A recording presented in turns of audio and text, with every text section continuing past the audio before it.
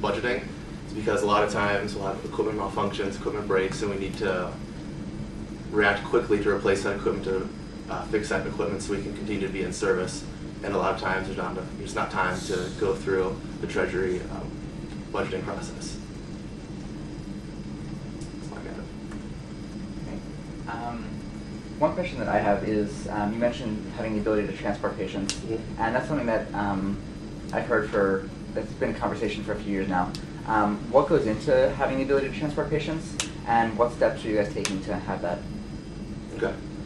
Well, the first thing would be to expand the size of the team. Right now we run one duty crew, and so for that person to transport, we have to take the duty crew out of service, and that can be problematic if for some reason people are needing us more than often, and we're off driving someone to the hospital, and then so we're neglecting someone here, or in that case an ambulance would have to be called to that person, and they would be charged ambulance fees. So that's it's like a long-term step of getting enough people on the team, getting enough people trained at that high level of care, so that we can have two solid, efficient duty crews.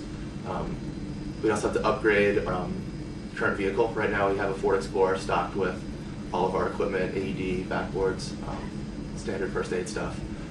We'd have to upgrade to something that could at least fit a person sitting if someone was stable. In the long run would be buying an ambulance so you could transport people with more serious problems. How often does that occur that you would need to transfer someone to, they have to call an ambulance?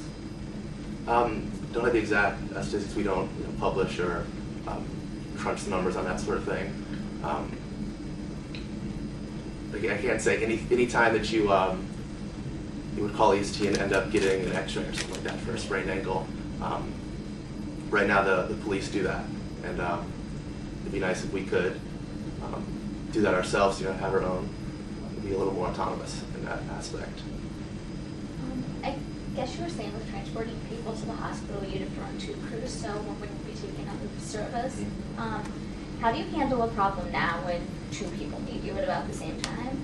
Okay. Well, we do have one of our policies is that out of the 3-person duty crew, 2 are certified emergency medical clinicians, and those 2 have also gone through a rigorous internal training process to make sure that they can handle any and all situations on their own if needed without the other part of the crew.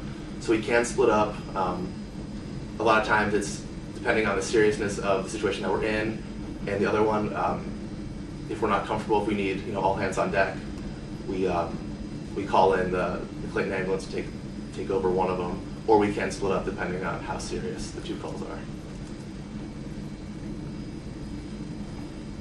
Does that answer? Yeah. Okay. Yeah. I guess, can you talk generally about what you'll use the $10,000 for? Okay. So most of it is training, the EMT class to help get our new medics up to the same level as everyone else on the team. We also have CPR instructors on EST, and they have to take a pretty long training class to be able to become CPR instructors. So we'd like to be able to cover more of the costs of that. Right now, a lot of people are fronting money to become CPR instructors. And I guess that ultimately saves us money, because when we do our recertification process and we teach new medics CPR, we have instructors on board who will teach the class for free. Those instructors also go on to teach CPR classes to WashU student groups, just the community in general, and that brings in revenue for us. There's also equipment maintenance, things break, vehicle issues that need to be, you can't shop around for the best deal on how to fix our car. You can't shop around for the best AED or heart monitor if something goes wrong.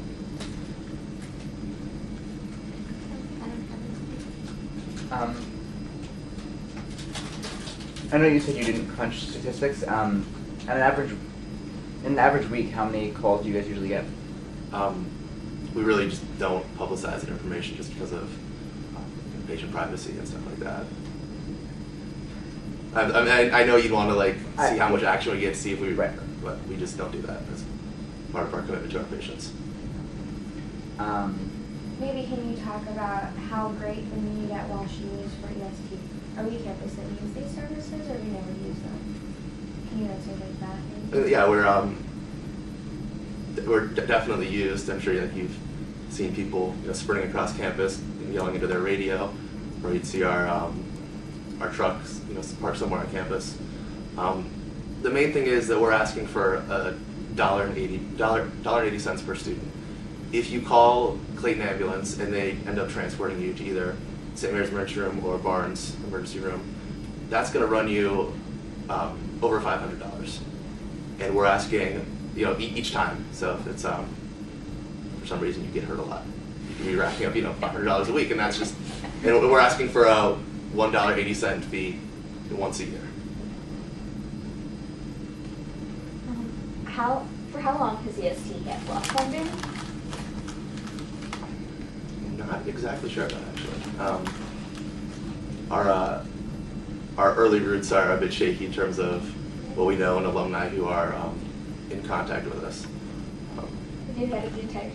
Yeah, definitely. From back files, I found at least 6 years. This would be our at least 4th time for block funding, I believe. And what would happen if you didn't get block funding this time? How would that change how the program has to be run? It would definitely. We'd probably have to, maybe be a lot of cutbacks. Expanding the team, and even expanding the team wouldn't be possible. Keeping the team at its same size would also be pretty difficult. It would just be we have to try to find a way to work through student union budgeting, but it'd be a lot more difficult to make ends meet and continue our high quality of care. Do you think the quality of care would be the same? Yeah, I mean, we still, we're not going to cut back on our medical skills, or we certainly wouldn't,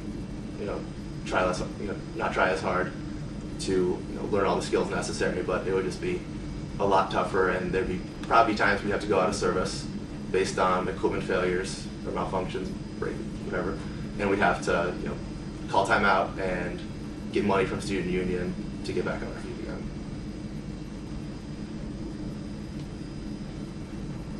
Well, thank you for coming and talking with us. Awesome. Thank you. And you guys have my contact information, right? Yep. Is there anything else you wanted to add? Is there anything we didn't touch on? Don't think so. Great. All right. Thank you. Thanks a lot. Thank you. Good night.